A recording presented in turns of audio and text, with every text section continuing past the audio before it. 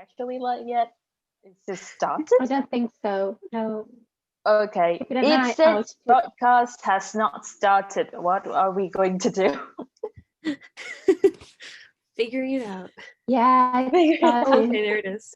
It just came up. Okay. Is it on? Let's just make It's sure not- I'm muted here. I am too. Muted. Oh, hey guys. All right. So I'm unmuted? Yeah. There it is. Oh my god, actually a pretty long delay. Yeah. Okay. Hi, everybody. Okay. I'm gonna have to find a way to mute the video though. But All right. So I'm unmuted? Yeah. Are we muted? oh my god, actually a Okay. Wait, I'm So really there Okay, we go. are we Yeah. ready? Sorry guys, we're Okay, trying is to there figure any out way other for keyboard. is there any way for anyone to actually like mute it from outside? Because I'm really stupid at this. All right. I think I'm muted. I Anybody think else? I'm muted. Perfect. Okay, great. Sorry, everybody. Just kind of getting going here. But I think we have it under control, right? All right. And So everyone said it was please, weird. okay. So it said that So we already have to 7 click the blue questions. button. Okay. Maybe we should let them know that they can like see us talking by sending an emoji or something. Yeah. Yep, I guess. Maybe you guys can type a quick hello just to see if you guys can see us Yeah. talking right now. Yeah, everyone is saying that audio is good now, so should be fine. Perfect. Great. So I'm seeing some hellos. That's awesome. We have some questions from you guys, and I do have the chat up here. So if you have any additional questions, just shout them out and we will try to, whoa, lots of dinosaurs showing up in the chat. Okay. We will get to them too. Yeah, let's go. So I have some of them up on my phone. So please excuse like the weird cold light that you're gonna see under my chin while I look at these. Got some good questions this morning. We can just start off with some of those. Obviously, it's going to be very different answers for all of us, so we'll just go down the line and talk a little bit, and you can learn a tiny bit about what we do, kind of balancing fan art with freelance stuff, with part-time job stuff, ways that you can help us out, things like that. So, all right, should I read the first question? Yep, go for it. Wait, we already talking about the lighting, sorry. Okay, so let's see. Is someone muted? Unmuted? I'm sorry, that's me. I'm gonna say I'm really stupid at this. Okay. I don't know how to... You're good. Just trying to check it out. Okay. So the first question we have is can you explain how you develop your when it comes to writing out comics, especially longer stories, where stories completely done before adding artwork and dialogue? And it's a long question, so I'll come back to it. We can deal with it in chunks. So Pink Piggy, why don't you talk a little bit about your comics and where do we start? Okay, so in terms of story, man, there are so many books that I would have to go, but the general direction on how this would go is that when I have an idea on how to make the story, it usually is just an idea, and then at that point I probably haven't figured out the whole timeline, the plots yet, but you sort of have the general direction on how the story would go, and not all the details, and that's how it started. And I usually didn't get help when I write the story, obviously because no one around is interested in this besides me. So yeah, I got the basic ideas, and then I started designing the characters. And when all that is done, I try to make the first chapters and kind of just draw it as I go to see if it looks good or not. You probably notice at the beginning of the Forbidden Book, um, there are a few pages just to do some character designing. And I'm sorry, my phone is checking something out. Mice. Okay. So yeah, sketches for the characters, and the first chapters, there are usually no sketches. They just go, and that's how it begins. That's also why the art style and the coloring style kind of changed along the way. So basically, that's how it goes. But I really don't know how Whiteley does his thing, so it might be different among artists. Did you want to share about it? Sure, yeah, I'd love to share a little bit about how I develop a comic.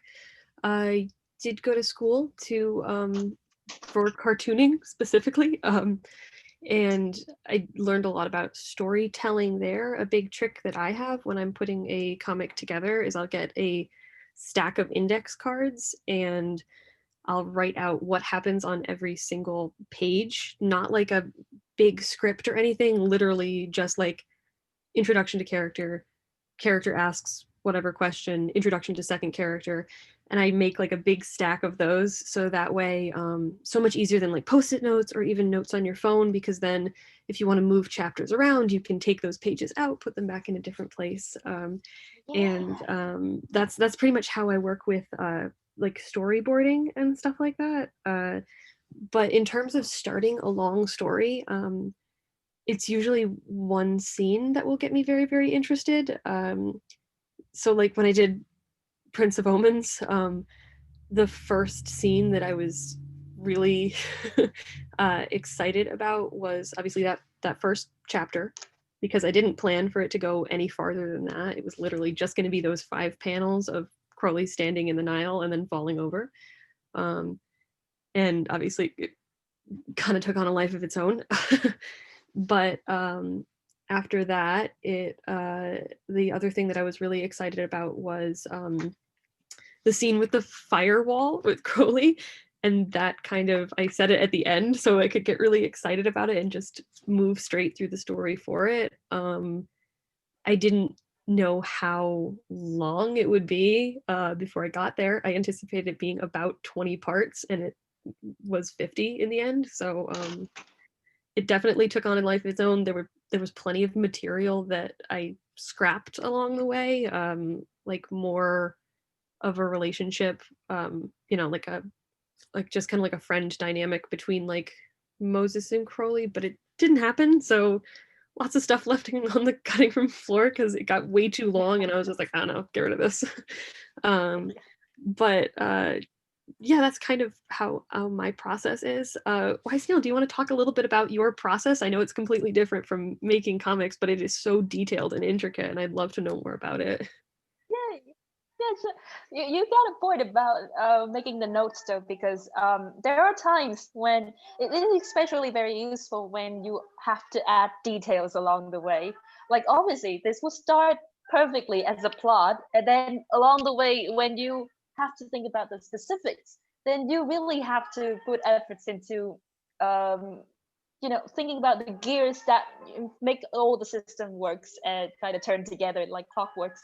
Like for example, that part with how the potions would go, how would Gabriel discover Adam, that would discover that Adam is the one he's looking for. So a lot of things goes into like how this would actually happen, and that's where the notes comes in.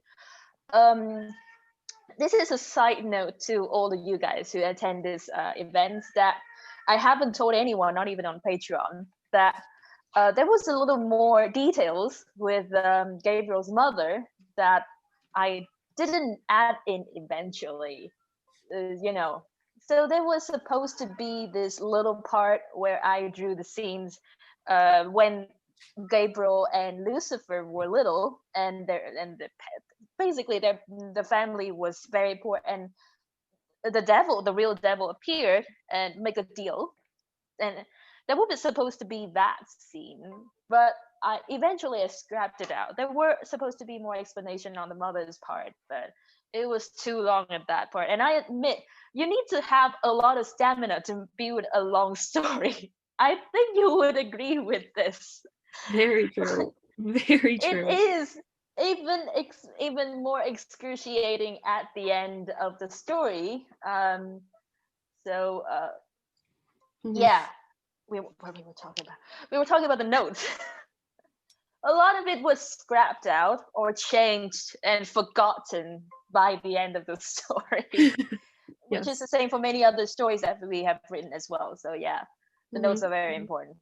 And I only do storyboarding for animation. Yeah, sorry. I see people talking about a cat. It's Michael Sheen cat. He's here. Oh. Nobody hears a cat. Okay. I'm really stupid, so I cannot turn on the paddle at the comment section without. That's okay. I have it up in two different windows. Okay. Wesley, you're back. Hi. Oh wait, she disappeared. Finally, sorry. Yeah, because my audio went away, and I don't know what happened. So it's fine. Story of my life, so it's super cool. No worries. Okay. It's probably going to happen again, just so you all know. If I disappear, I will log back in, and yeah. It's gonna okay. be. Do you want to talk about your process a little bit? Because we've talked about ours, so might be. Right. Oh yeah, well, mine I guess is a bit different than yours, of course. Question is process. What's a process? So it's more like if I find, because I do portraits and I focus on faces, if I find a picture that means something to me, I trade into that. And usually I don't plan very much unless it's like a couple portrait or portrait with more than one character in it. And usually what I do, just start painting. I'm not trained, and that's probably the reason why I don't have a way to explain what I do. But usually it's just I do what it feels right.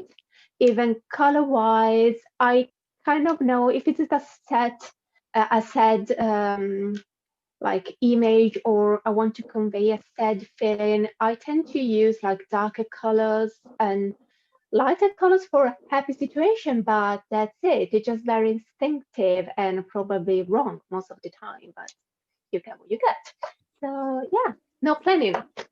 That's the best one, isn't it? Just going for it. I did have a question for you, actually, Weissel. This is not on. This was not asked, but I personally have a question for you. I find that when I'm drawing a character, I tend to leave the clothing a little less detailed, and I imagine that's kind of your case because you want to really focus on the face. Is that because I mean your work is so beautiful and the backgrounds are often like almost abstract, and it really brings the attention like straight into the face. And how do you kind of plan out the background when it is like so loose like that? Again, you mean by planning? No, I don't really plan. Sorry, you have to consider. You have to consider I'm very lazy. So even though people think I do realistic portraits, that's not true. They're just kind of, well, yeah, they're realistic, but not hyper realistic. At some point, I get bored and I don't want to do much more. And there are some things I really hate painting, namely hair and clothes. Oh my God. So it's kind of like I don't focus on clothes because I have no interest in painting them, and it works out because working like that brings out the face. Now with backgrounds, it's a bit different because when I started, I had very plain backgrounds, and then I had a lot of people saying you should vary more. Like my dad especially was like, they're a bit flat, they're not interesting. So I tried to do something I personally found interesting without taking away too much from the faces, because as you notice, they're mainly like portraits. It's not like I put people inside a specific scene or a specific environment. If I were to do that, probably be very rubbish. But this is something I need to work on, by the way. So yeah, it's a bit of a mix between being lazy and kind of liking to paint just certain things. Yeah. Fantastic. Fantastic. Being lazy is the number one motivation for doing things more effectively, obviously. Isn't it? Yeah, yes, so It you do what works is. for you. It Um, is. I feel you. I have a questions for you, Whiteley. Sure. We're just Okay, asking so each other questions now. okay, because the way I do comics depth colorings for especially some of the special chapters is that you notice that some chapters usually have one specific tone for backgrounds, Mhm. which is because I kind of choose the color for the background just to set the tone and then add other colors for lightings and details later, and Mhm. they usually just a few colors, just a few of them just to make a specific palettes. And I did make a mistake at the beginning of using all the possible colors that I have to use for the details, which is why Mhm. you see four different colors for different types of four houses. They all comes in green, red, blue, and yellow. But later chapters, they're all kind of the same. Mhm. Because I got lazy. That's why. So I want to ask you a question, Widely. Do you at some point use the same techniques of saving time by using using just background colors and add the details later, or do you actually like use all the colors possible to do that? So that's kind of interesting. My process varies, but most of the time, everything in the background, everything with the characters is like the colors in their purest form. Like, if this is a vase and it's blue and white, I'm going to paint it as blue and white, and it's sitting on a table with a red tablecloth, and the tablecloth is going to be red. And then at the very end, I'll add a multiply layer with like a different, I don't know if anybody's familiar with Photoshop in the chat or anything like that, but I'll add a multiply layer, and I'll change that layer to like, if it's like a nighttime scene, it will be completely like blue or purple. And I set the multiply layer to about 50%, and it really Right. changed the whole feeling of the mood All itself. right. Like when I painted the scene at the mansion Rosecliff in Jazz Yeah. Baby, that was a Yeah. white building, and then I put the filter on it, and I'm like, it's purple now. It's good. But I Very do Oh yeah, I clever. understand.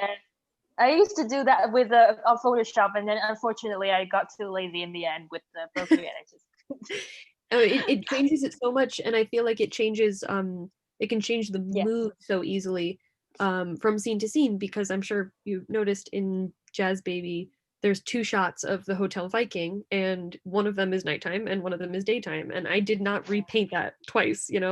That was just me changing the color of that filter I put on it to give me a different effect. And that's what I do with like characters with backlighting, anything like that.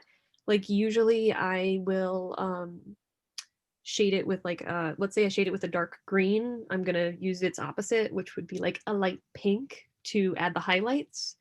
And if I'm changing the hues and saturation of that on Photoshop, I'm just dragging that slider around. I'm like, okay, now it looks like it's a twilight, now it looks like it's the middle of the night. And Right. it means that I can put all of the detail into like the flat underneath it and the actual multiply layer, which I feel like so often that it's kind of become a little bit of my style, that that is completely like interchangeable at that point. So it's lots of like weird techie stuff, but It is. It is. Okay, Oh boy. so guys, we have a few questions from the Q&A, and I think we should start like answering those because we're up to 17 now. So Okay, we should let's share. definitely clear that out. Kind of like a Yeah. mission. So a lot of people are asking about when we started out, how much and how often did you draw, and what advice do you have for beginner fan artists? oh, okay, that's great. Okay. Should we go from the beginning? There's how do you eventually establish yourself as artist? Is your job, especially Instagram being such a difficult platform for artists, particularly with the algorithm? This is an interesting question. Widely, do you want to tackle these questions first? Well, yeah, I think that these two questions can kind of they go together Yeah, yeah, for okay. sure. I started drawing when I was a child, but I stopped very abruptly when I was in middle school. I had a friend who was like the artist, and nobody else could draw. She's very bossy, very bossy. So I just kind of went along with that, and I was like, okay, I'm done. I'm not gonna draw. It's her thing. And I didn't start drawing again until college. Actually, I went in as a painter, and I just learned how to oil paint, everything like that. And yeah, that's kind of where I started. Was more when I was at university. And advice for beginning artists, I would say my biggest piece of advice is never say no to work. Obviously value yourself. You need to know how much you're worth, but if like people are coming to you with jobs that are paying well, there shouldn't be any part of you that says, oh, I'm not good enough for this job, so no, I'm not gonna take it. You should, if someone's approaching you because they like your artwork, they like your artwork, and you should value that, put value on yourself and your own work, and don't say no if someone wants to actually like pay you for work. I'm sorry, Pink Piggy, what was the second part of the question? It went the Instagram part? The Instagram part. How can you establish yourself as an artist? Sorry, one more time. You broke How up. can you establish yourself? Oh, how to establish yourself as an artist? That's a tough one. Personally, I don't think I did anything to deserve to be established. I was just. I don't think there is such a thing as being established. Right. What is the line for an artist and an established artist? Like, what do you mean an established artist? There are artists who do drawings and arts for pleasure, and there are those who draw for actual money because they do it as the job, and there are those who are like us, is standing in the line in between. So there is no. I don't think there is like I do realize it seems very important that if you're popular on Instagram, that means you're an accomplished artist, but it's not true. That a lot of people who get tons of different jobs and they're not like very popular at all. So it's not like a good way to judge if someone is like established or not. The new algorithm sucks. That's true. Yes. And it's a problem for artists that want to gain exposure. But at the end of the day, like I never really had job offer from people who saw me on Instagram and the kind of platforms, more like on semi-professional ones, like art stations and this kind of things. So yeah, that's from me about Instagram at least. Mm-hmm. Yeah. Mm-hmm.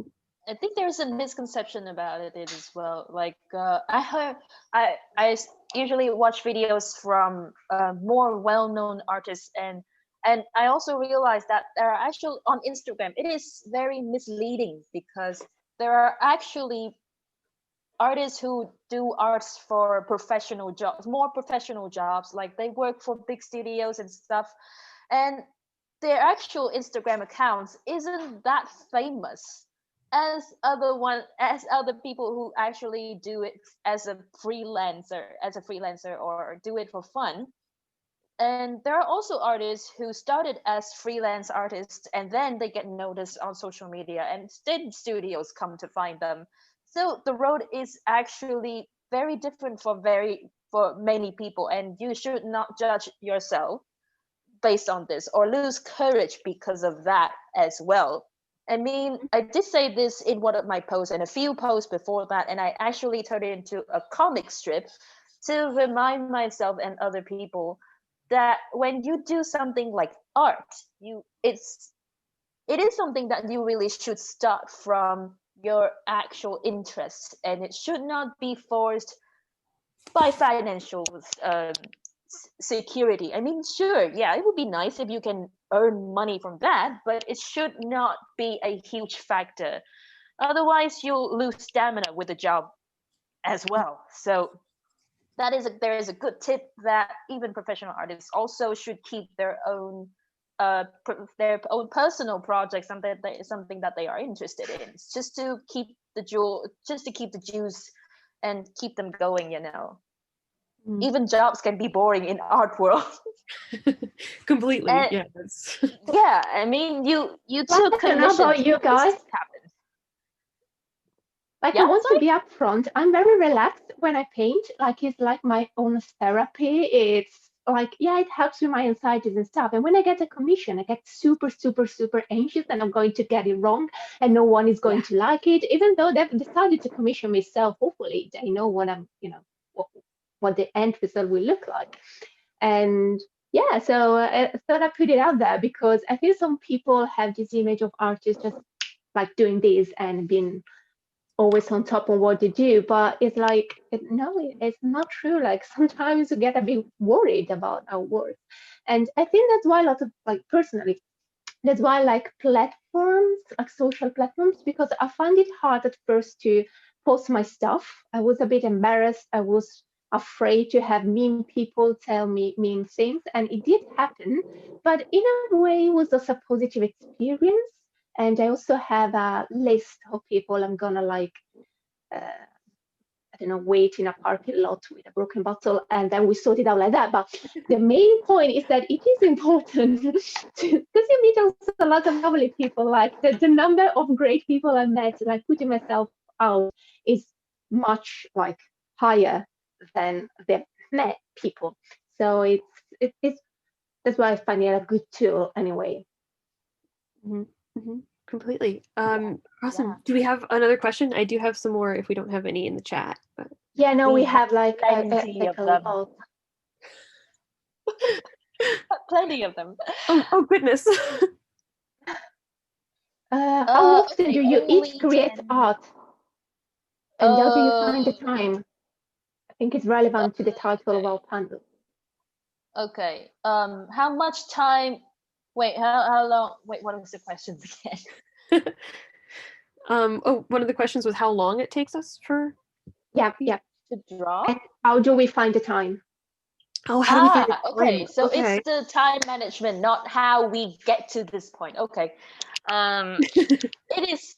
Now, I probably shared this on Instagram and social media a lot, that I recently had 3 jobs, including being a freelancing artist. So yeah, finding time is not easy when you live with a mother who is meticulous with everything in the house. So um,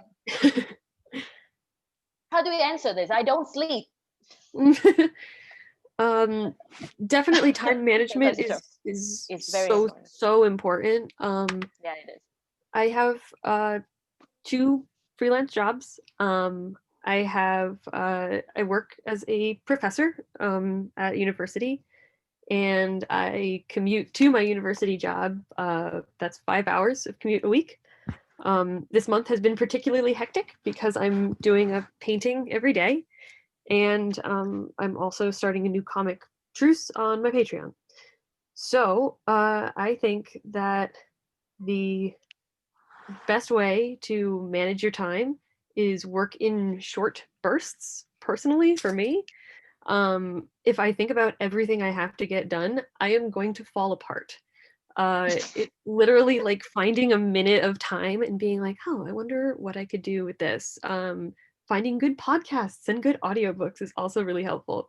I know that, like, all I want to do is, like, just sit down and absorb, like, I'm a huge, like, reader, but if I find an audiobook that really, really helps me, I think that it really is just about budgeting your time and understanding what you can do in a certain amount of time, because it's not always like, oh, well, they got something done in an hour, so why are they so much farther ahead of me?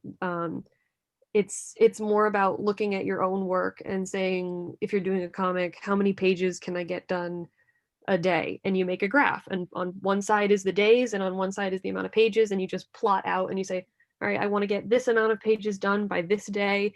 This is how many pages I'll need to do a day. And if that's not, like, feasible for you, then you have to move your deadline. Love yourself before you really get involved in trying to live up to what other people are doing. It's all about you. Art's really personal, and I don't think that, like, just because you aren't doing as much as someone else doesn't mean that you're not managing your time correctly, or like you could be doing more. It's just about you, really. Don't take on more than you can handle. It will just lead to burnout. Yeah, I feel very strongly about this. I want to add my 2 cents. When I started, I noticed a lot of people saying you have to practice every day, it's going to be super helpful. And that's exactly what I did, because I do enjoy painting. So don't get me wrong, I love it. But I also have a life, well, kind of. Yeah. And I have work to do. I have a completely different job actually that I do part-time. So there's a lot I have to manage on my plate. But it didn't really matter because it was essentially painting all day. And I shouldn't say I was spent on a date and I spent the whole day thinking, I really want to be home painting right now, which is terrible. Anyway, yeah. So just to give you an idea of the kind of obsession that I like. Sometimes it's me. I'm very obsessed easily with stuff. But the point is that this had me paint like a lot of hours every day, and I kept doing it consistently for a long, long time. And now I'm paying for that because I've got like a tons of different issues with my body, with my arms, with my wrists, blah blah blah. And I wish that someone would have told me, okay, you try to paint as much as you can, but please take your rest. Please do something else, because it does not only help you like from a health point of view, but also your creativity gets like a, I don't know, it helps. That's my point. And you won't feel like death won't over at the end of the day like I'm doing now. And you won't have to take even longer breaks because your body's like, you know what, bitch, I won't help you anymore. Which is what happened to me, right? So maybe you shouldn't say this kind of thing. But yeah, so please rest and please take some breaks, everyone. Yes, and leave time for Thanks for coming to my TED talk. Leave some time for physical activity too. I feel like physical activity is so important. Even if you're not like, doing a workout routine, literally just walking outside. I feel like before COVID, I was an avid swimmer. I would swim half hour every day, and most of my best ideas came to me while I was just swimming, because it's such a repetitive motion and I can just like let your mind wander, and you stay a little bit active, you're healthier, you sleep better, and just all around good stuff. So make sure you pencil on time to like actually keep your body healthy as well as your mind. Don't do like me. That's a riot. I get. I mean, drawing is a hobby, so for a freelancer, it is very addictive, especially when it is a way to escape reality. But since we all have to have other jobs besides drawing, like nobody would start out just drawing and make money. So we usually start with having another one at the side as well.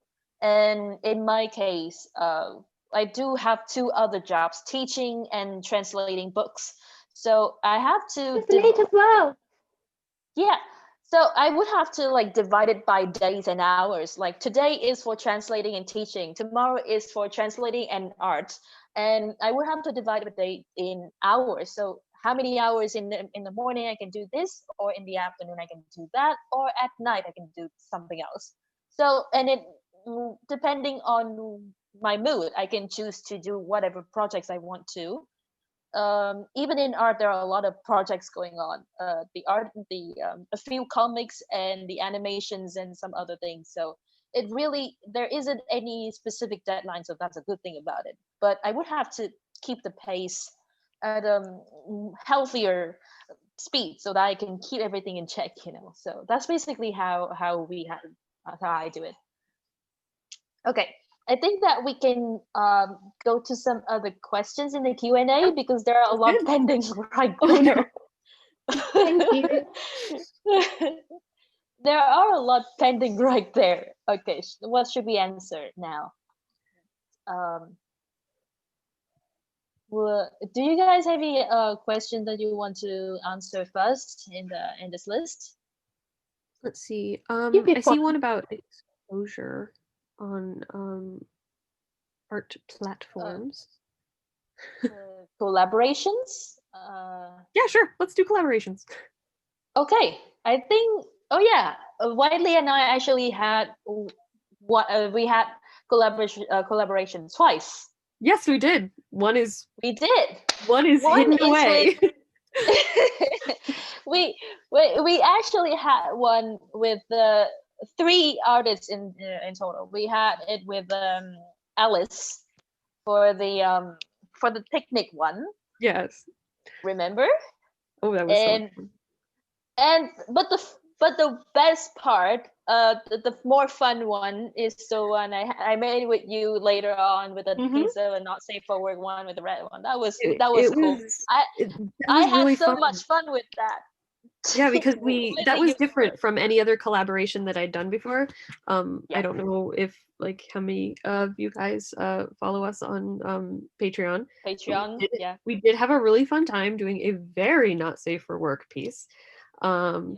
And we won't talk anything like specifics about it, but I will say it was one of the more fun ones I did because it wasn't like I had a lot of It fun wasn't the with the one in traditional you and one. Alice. Yeah. Don't get It me wrong, that wasn't was the fun. traditional But, way. Yeah. yeah, that one you both drew the line art and you sent it to me and I painted it. But this one, Yeah. I did the sketch. You got back to me with like a second sketch. We did line art on top of that. And then I did the flat colors. You did like shading. You did the background. And it just went back and forth so many times that by the end of it, the styles were just so blended. I remember putting it up and we're like, who do you And think did what? And people were like, I don't know. Like, yeah, I mean, the best part about that collaboration, because usually I want to answer this question because people ask, how do we do collaboration? So it was easier to do it with Alice because Alice and I has a similar style to do line arts. In terms of drawing Azurva and Crowley, at least. So that was easier to do. And Whiteley's style is vastly different from what we usually do in terms of proportions. Whiteley's style is more cartoonic. So mhm. when Alice and I and Whiteley collaborated together, we just decide who will draw the lines for each character, and then Whiteley would do the coloring. So that is how it goes. We usually choose artists with similar drawing style to do the same similar task.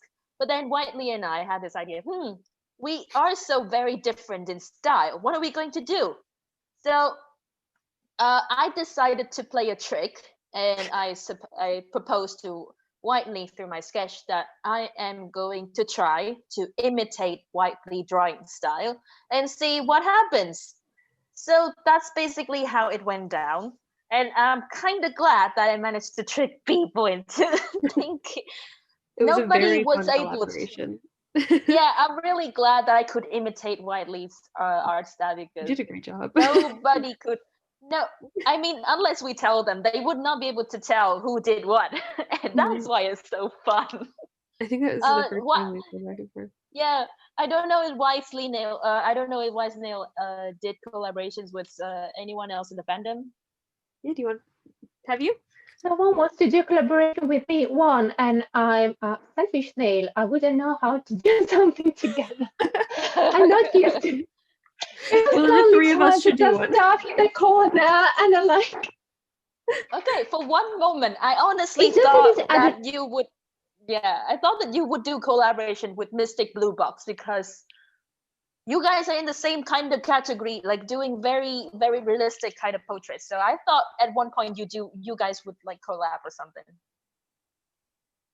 because similar art style, you know.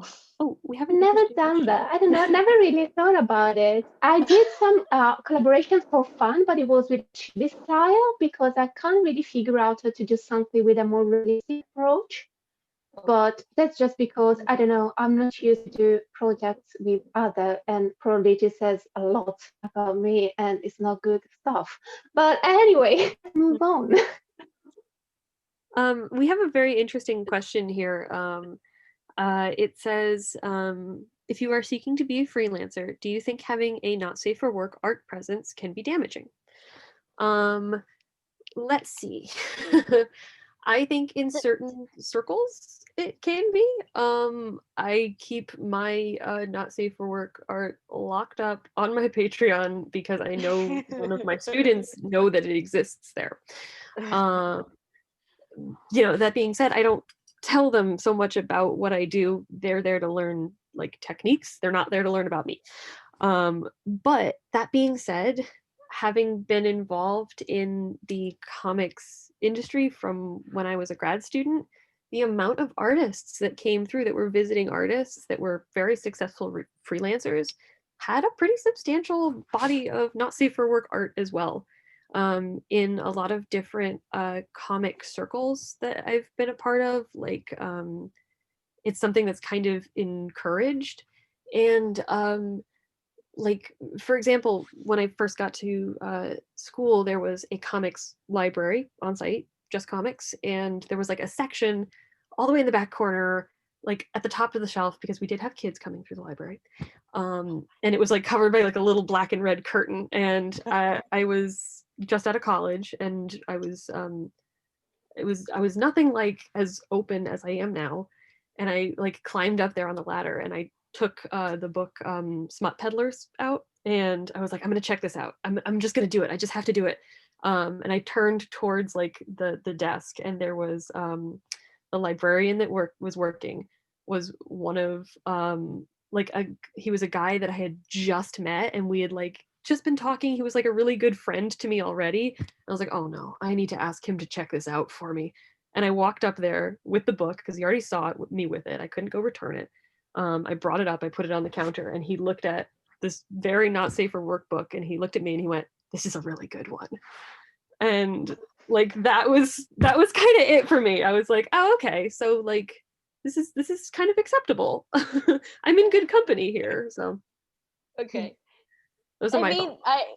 Also, to be fair, if you're not safe for... Okay, you go first. Sorry. No, I was just saying, if you're not safe for work artist, it doesn't really matter. It doesn't mean you have that in every commission or freelance work you get. And if I were to hire someone, I think, well, this person clearly knows their anatomy or dynamic, and they're creative. So it's a transferable skill, I think. So if you're comfortable drawing it, I do understand if you don't put it in every single portfolio you present. It depends on the company you like to work for. But I don't think it's something shameful you should hide. And this comes from a person who doesn't do that kind of art because I'm not great at it, honestly. And I like faces, as you probably noticed. So I'm kind of a very specific, will be a problem. I'm very specific with what I do, but I don't think it should. And if it's a problem, there's something wrong with our society. It shouldn't be a problem. That's my... Yeah. We have about 10 minutes left, so Pink Piggy, why don't you take it, and then we can find one more question. Should we tackle one more questions before the... Okay. Let's see. We should also look at it together. I think we answered the questions about the platform, about the inspiration, about scheduling. So we can skip. There was one of how do you find your style? That might be a good one to end on. Okay, let's go with that. That's interesting. Mm-hmm. Pink Piggy, why don't you take it first? For me, we'll go in a line. Okay. All right. So my style is, if you have read mangas, then you will see that it's kind of closer to that aspect of, similar to a 80s style, to mangas in the 80s, which is more realistic than mangas now. I like that style more. It is it has an aesthetic that's really, really awesome. And also I also like to, well, when I started out drawing back in high school, the whole thing was the whole hype was about anime and manga. So everybody practiced all that kind of thing. And then later on I realized something that's very different between the Eastern Japanese style and the Western drawing style from Disney's and other kind of comics, DC, Marvels, is that there's a lot more details into realism. Realism. Mm-hmm. So I kind of like that more. but I also am not able to do it in like 100% realistic. Like if you ask me to draw in Weisnail style, I would definitely fail. But so, I kind of practice along the way to be in the between cartoonist and realistic. So it's similar to some of the artists. Like I also got inspired by Loish Lane and Starbite. They are gods. Okay, they are gods. So I took inspiration from them as well, but I also don't do exactly like they do. Like you would not want to be called art theft, like an art thief or something like that. So yeah, and then later on, it just kind of go into that certain way. Like you feel good about this kind of style, and you just go along with it. And obviously style also comes into other details of the characters, like the ear or hands or something like that. So right. it comes, I think that I'll be super quick here. I think that we have 4 minutes. I'm personally under the impression that your style doesn't come from what you know how to draw. It comes from what you don't know how to draw.